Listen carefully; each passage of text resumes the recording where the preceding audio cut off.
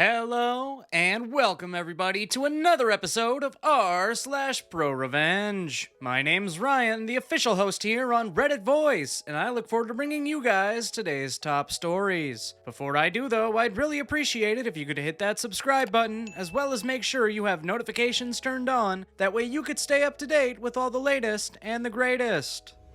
Don't want to fix my IT issues? Well, I think it's time for a new CTO. I just want to state that the IT issues are going to blow some people's minds. The security flaw that's presented was nothing short of incredible, and the fact that we never had a major security breach is astounding. It truly is. The flaw, you may ask? Everyone in the entire company's password was the same password. Yes, folks, you read that right. Every single password to every single employee was the same password. It was like this before I joined the company and for quite a few years after. Until, well, enjoy the story. Now, what about the username? That must have been the trick, right? Oh yeah, that was a trick. The username was the employee email address. I did point out this flaw to my management, and their response was, "That's not our area to be concerned about." So whatever it paid, well, I'll do my job. And then one day, we had a Windows update which caused a piece of the software I used at work to break. I submitted a help ticket, and after escalating this issue, I got to the CTO.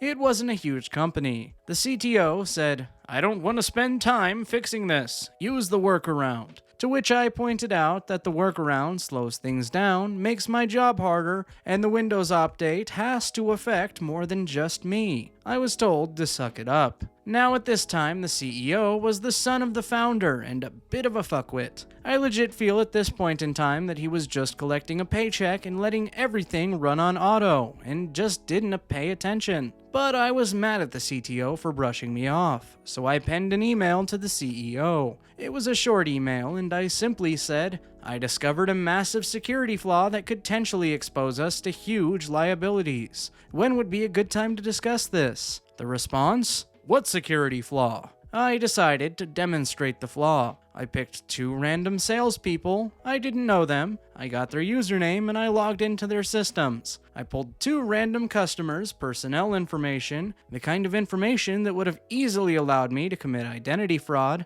pulled out the credit in their names, etc., and all kinds of bad stuff. I emailed the CEO and I explained, anyone who knows the URL to log into our system can log into anyone's account, pull up customers' info, and everyone has the same password. To prove this, I logged into two employees' random accounts and pulled two different customer profiles. I've attached them below. One single disgruntled employee could screw us over. 25 minutes later, my phone rings. It's the CEO, and he was nice. Very interested in how I did this. The guy isn't the sharpest knife in the drawer, and I pointed out the flaw in plain English and the liability that it presents to him. I walked him through the process of hacking my own account, as he called it. I hated to call it hacking since it was so easy. Now it dawned on the CEO that the liability was huge. I pointed out again in our conversation that a single upset employee could destroy us. The fact that it hadn't happened already is nothing short of a miracle. I got told they want me to present this to the executive team so they can discuss a solution. Honestly, the solution is fucking obvious. So a day later, we have the conference call. It's the CEO, the CTO, COO, CFO, the company lawyer, the senior VP, etc. And on the call, I demonstrate the flaw and lay out how I, as a low person with very little IT background, is able to figure this out. It's incredible that we have this flaw. Everyone's in agreement that it's a huge issue, except the CTO. The CTO gets very upset at me and he wants me fired for hacking the system. He says that per our employee handbook, what I did isn't a fireable offense. I point out that I'm not abusing this loophole and I'm only doing it to expose the flaw because I care about the company, and I think that this is something that needs to be brought forward. I point out that a former disgruntled employee could log into an account and steal customers' personal info, and if it were traced back to us, the liability would be huge. I could tell our corporate attorney agreed with me and was shocked at what I was demonstrating. The CTO pointed out that the former employees' usernames are disabled, to which I pointed out every employee employee username is their email address. It would be trivial for a former disgruntled employee to use a different employee email address that they remembered to log in, and since every password is the same, they don't even have to guess. The CTO points out that we would know who did it because of the IP address. I pointed out that VPNs are indeed a thing. The corporate attorney actually wasn't familiar with what VPNs do, and I explained it. And what shocked me is the whole time, the only person in the meeting who didn't agree with this flaw needing to be changed was the CTO.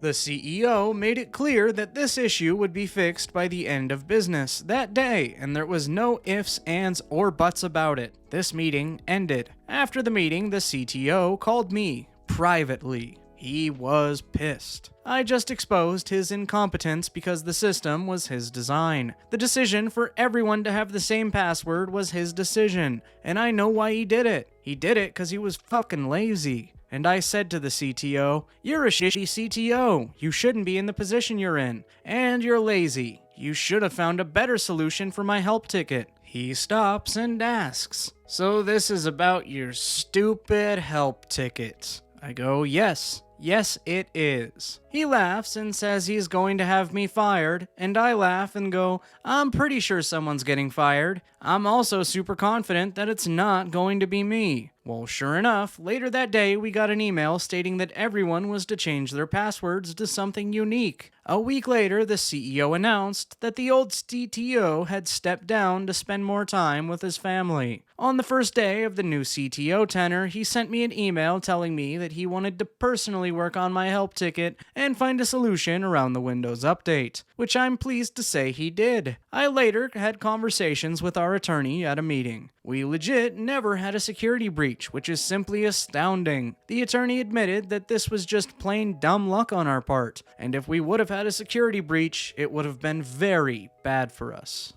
My ex-boyfriend and his ex allow me to almost off myself. I caused my ex-boyfriend to lose his business. Hello everyone, gonna try and make this short, sweet, and to the point as possible. I had been dating someone for a few months and decided to get an apartment in their hometown. Everything was going fine until I logged into a local chat room, think AOL days, to hopefully make some new friends and find good places to sing karaoke, and a weird username messaged me and said hello, with nothing else. A few days later, me and the boyfriend, let's call him Bob, are supposed to meet up for breakfast. When I get there, he has a messenger bag with him. I ask what he wants to eat, and he says he's not hungry. I ask him what's wrong, and he pulls out about 20 pages of a chat log from a weird username on the website. In this chat log, there's some very graphic adult stuff that was being discussed by that username. Also in that chat log was my name commenting on it, which I never did. I asked him what this was, and of course he asks me to tell him what it was. I honestly had no idea and told him so. He broke up with me right then and there over this. As I stated before, that username had said hello to me, and that was that. This chat log was faked, and no idea why someone would do that. When I got home crying my eyes out, my phone rang, and there was a strange voice on the line saying that now that I'm single, I should go out with them and all sorts of other crap. Then the text messages started about wanting to sexually assault me and various other things. It was then that it was revealed that it was the ex of my now ex Bob. Called up Bob and told him what was going on and asked him why he gave my number to his ex. He said I should have tried to cheat on him with his ex. Again, never happened. Up until this, I thought Bob was going to be the person I spent my life with. That obviously didn't happen. Needless to say, this resulted in a police report being filed with pictures of all the text messages and voicemails being given to the police. I almost killed myself that night over all of this. Bob's ex created this fake chat log to try and break us up, which it did, just to try and get him back, which didn't work in the end. The revenge. My ex-boyfriend Bob was running a computer business, and at the time, Windows required CD keys to install. He was building custom computers for people, but using a key generator to make the keys and install Windows and Microsoft Office 2003. I found this out and decided to contact Microsoft in the anti-piracy groups and gave them all the info I had. I didn't hear anything more about it until just before I moved back into my home state. The hammer fell. My ex lost his computer business and was fined over $100,000 for the software piracy. He still doesn't know who turned him in, but it cost him everything he had worked for. He was forced to move back in with his parents, sell his car, and get a job waiting tables. Was told I should post this here because we didn't know if it counted as pro or nuclear revenge.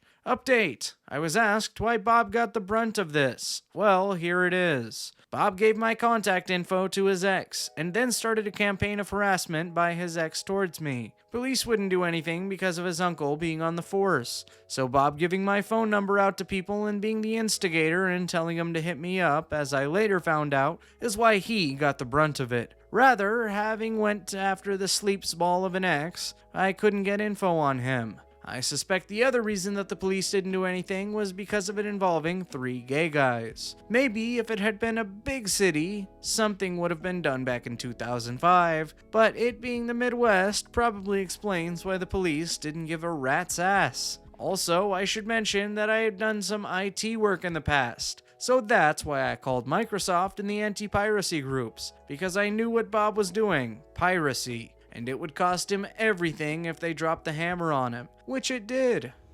And there you have it, folks, the end of our epic tales of malicious compliance. If you liked the video, be sure to leave a like on it, as well as subscribe with notifications turned on, that way you could stay up to date with all the latest and the greatest. As always, my name's Ryan, the official host here on Reddit Voice, and I look forward to seeing you guys in the next video.